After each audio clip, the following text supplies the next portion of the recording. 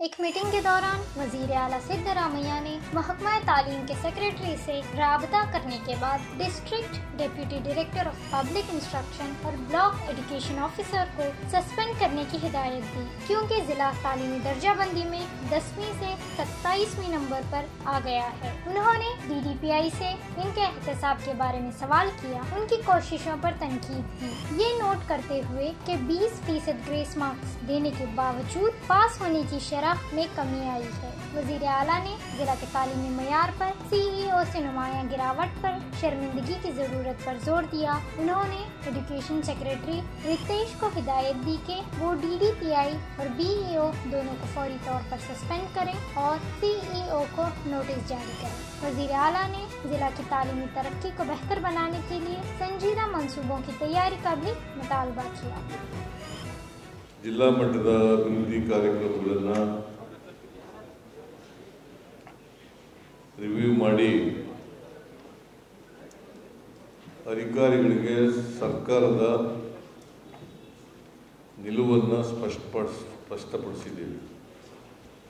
ಯಾಕಂದರೆ ಅಧಿಕಾರಿಗಳು ಸುಮಾರು 80 ದಿನಗಳ ಕಾಲ ಕೋಡ್ ಆಫ್ ಕಂಡಕ್ಟ್ ಇರೋದ್ರಿಂದ ಸ್ವಲ್ಪ ಜಡತ್ವ ಬೆಳೆದಿತ್ತು. ಆ ಜಡತ್ವವನ್ನು ಬಿಡಿಸ್ತಕ್ಕಂಥ ಕೆಲಸ ಮಾಡಿದ್ದೀವಿ.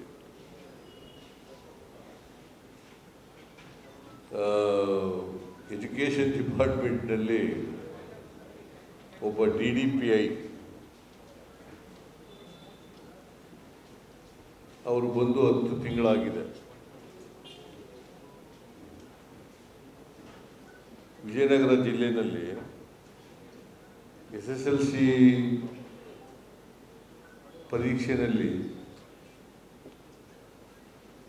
ಇಡೀ ರಾಜ್ಯದಲ್ಲಿ 10ನೇ ಸ್ಥಾನದಲ್ಲಿದ್ದವರು 10ನೇ ಸ್ಥಾನದಿಂದ ಕಳೆದ ವರ್ಷ 10ನೇ ಸ್ಥಾನದಲ್ಲಿತ್ತು, ಈ ವರ್ಷ 27ನೇ ಸ್ಥಾನಕ್ಕೆ ಹೋಗಿದೆ.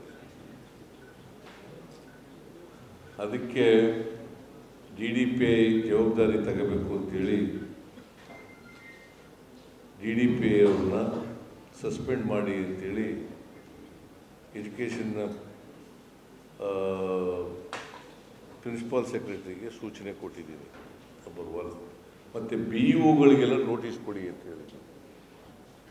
ಆಮೇಲೆ CEO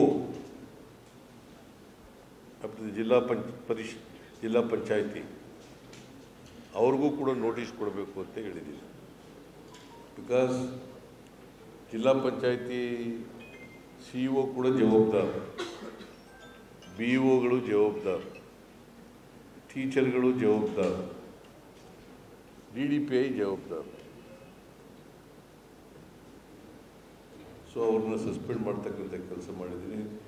ಈ ಸಾರಿ ಹೇಳಿದ್ದೀನಿ, ಯಾಕಂತಂದರೆ ಕಲ್ಯಾಣ ಕರ್ನಾಟಕದಲ್ಲಿ ನಾನು ಅಧಿಕಾರಿಗಳ ಜೊತೆ ಮಾತಾಡೋದು ನನ್ನ ಅಭಿಪ್ರಾಯ. ಅಧಿಕಾರಿಗಳು ಏನು ಹೇಳ್ತಾರೆ, ನಾವು ಮಾಲ್ ಪ್ರಾಕ್ಟೀಸಸ್ ತಪ್ಪಿಸಿದ್ದು ಅದಕ್ಕೋಸ್ಕರ ಕಡಿಮೆ ಆಯಿತು ಅಂತ ಹೇಳ್ತಾರೆ, ಅದಕ್ಕೋಸ್ಕರ ಗ್ರೇಸ್ ಮಾರ್ಕ್ಸ್ ಕೂಡ ಕೊಟ್ಟು ಅಂತ ಹೇಳ್ತಾ ಇದ್ದಾರೆ. ಬಟ್ ಎನಿವೇ, ನಾನು ಮುಂದಿನ ವರ್ಷ ಯಾವ ಕಾರಣಕ್ಕೂ ಕೂಡ ಗ್ರೇಸ್ ಮಾರ್ಕ್ಸನ್ನು ಕೊಡಬಾರ್ದು ಅಂತ ಸ್ಪಷ್ಟವಾದಂಥ ಸೂಚನೆಯನ್ನು ಕೊಟ್ಟಿದ್ದೀನಿ.